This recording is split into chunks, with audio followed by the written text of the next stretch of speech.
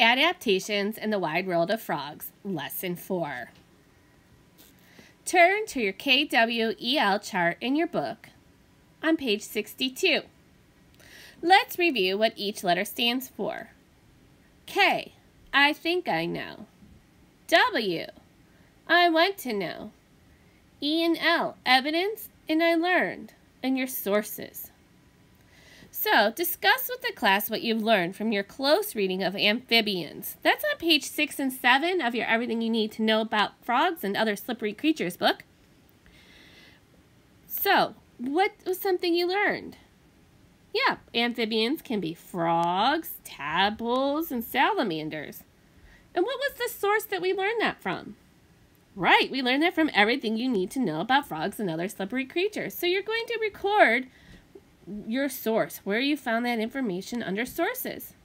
Can you think of some other things, some other evidence or other things you've learned? Go ahead and record that on page 62. If you need to, you can press pause, and then you're going to write your source right here. Our learning targets. So follow along and you can read them with me. I can use text features to find information about the glass frog efficiently in Everything You Need to Know About Frogs and Other Slippery Creatures. I can find the gist of an excerpt from Everything You Need to Know About Frogs and Other Slippery Creatures. And keep in mind today, as we are going through the lesson, this idea down here. Today, you'll use text features to find information about a new research question. Then, read a section from your book for gist. So we can think of all these why questions, right? Why does the pollywog have no feet? Why does the pollywog wiggle? Why are poison dart frogs so brightly colored? Why are their spots shaped like ovals? Why are poison dart frogs different colors? Why are they poisonous? Why doesn't the wood frog freeze? Why is the glass frog called the glass frog? Why does the glass frog blend in? Why can you see the glass frog's guts? How did the glass frog get its glass skin? How does the wood frog get antifreeze? How did the pollywog get its name? And how does where a frog live affect how it looks and or acts? So our why question that we're going to investigate today is, why is the glass frog so hard to see? So think about our informational texts. They inform or teach a reader about a topic. They often have text features that the author uses to help the reader understand and find information in the text. Based on research the author does before writing and lists sources used in research, focused on the same topic throughout the piece, clearly presented and easy to understand, have illustrations that support the text, introduce the topic with the focus statement, develop the topic with evidence such as facts and details, and end with the concluding statement or section, and group related information together to explain the main idea. And information texts have text features such as table of contents, which helps the reader identify key topics in the book in the order they are presented, a glossary, which is like a mini dictionary, an index, it's an alphabetical list of important information in text with page numbers so you can easily find that page in the book, headings and sometimes subheadings, photographs, captions, words in bold or italic type. So, we're going to look at pages 6 and 7, and I want you to think, what is the topic of 6 and 7? And look at the pictures and think about why the author may have included these pictures. So, we are going to go to page 6 and 7. What is 6 and 7 mostly about? 6 and 7 is about amphibians. And why do you think the author included these pictures, these photographs? Right, I think the author included the photographs so you can visualize that there are many different types of frogs. They don't all look alike, do they? So we're going to go to pages 32 and 33, and we're going to skim the information about glass frogs. While you're looking, I want you to think about what text features you saw and how does it help you with the information. So let me find the page. Here's 32. Just take a second and skim it. And you can press pause if you want a little more time. And here's 33. Skim it and press pause if you need more time.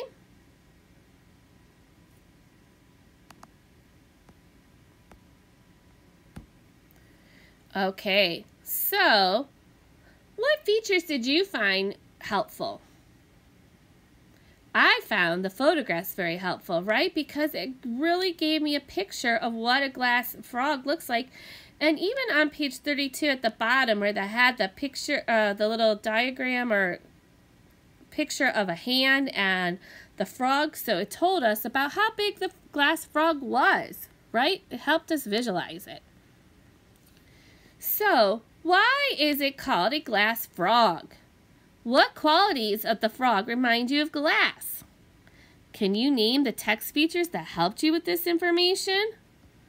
So go ahead and let's look back. Why is it a glass frog? And what text features? Yeah, it's a glass frog because you can see through the body. Just like if you think about a glass, we can see through glass.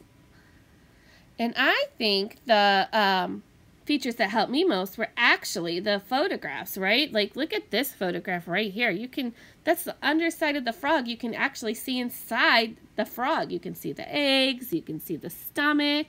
That's pretty neat, isn't it?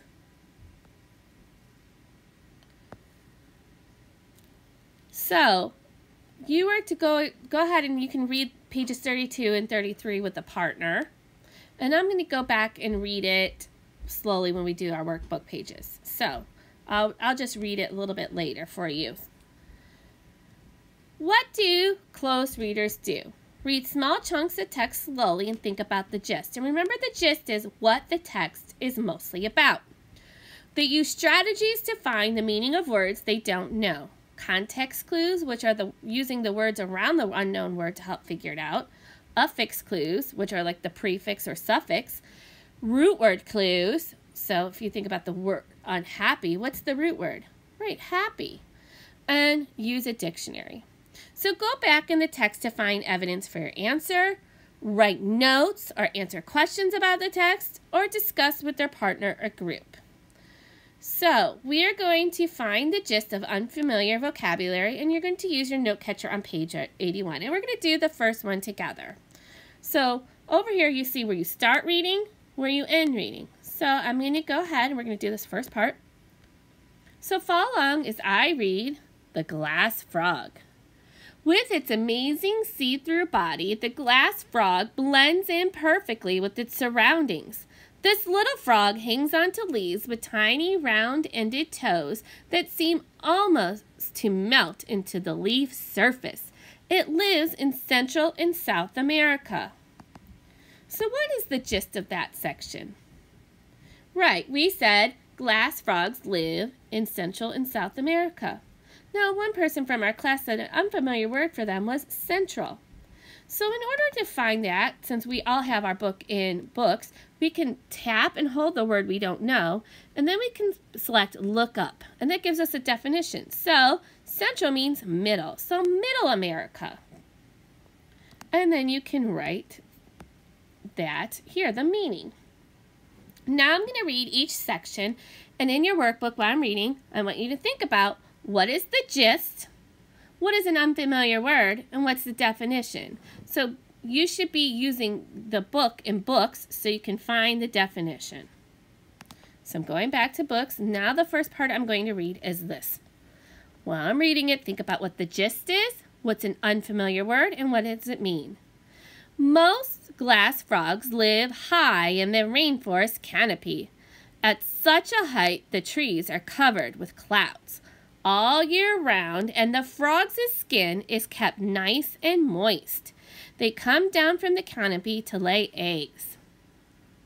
Okay, go ahead and write the gist. Write an unfamiliar vocabulary word. And write the definition. So I know many of the kids in class today said canopy. So I would just hold canopy down and click look up.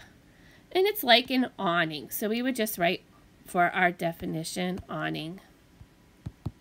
And my thing is stuck. Sorry about that. Okay, so now I'm going to read the next part. So we're going to so you're going to write that there. So now we're going to read the next section. Think about gist, the unfamiliar, and the meaning. So now the next section is this one. Glass frogs are more transparent from beneath. You can even see their hearts beating busily in their chest. What is the gist? What is an unfamiliar word and what is the meaning? You can press pause. Now I'm going to read the next two sections just all together and you can complete this page. Glass frogs lay their eggs on leaves that overhang running water. The male frog stands guard and protects the eggs from parasitic flies. And then the last section that you're going to find the gist, an unfamiliar word. When the tadpoles hatch, they drop down into the water. They have powerful tails and are well adapted for life in the fast-flowing forest streams. All right. So now we're thinking about working to contribute to a better world. Our habit of character is I apply my learning to help our school, the community, and the environment. What does it look like? Creating posters, signs, or videos for the school and community, making presentations, organizing an event to help the school, community, or the environment. And what does it sound like? Did you know? No. We're going to look at this map. Where do glass frogs live?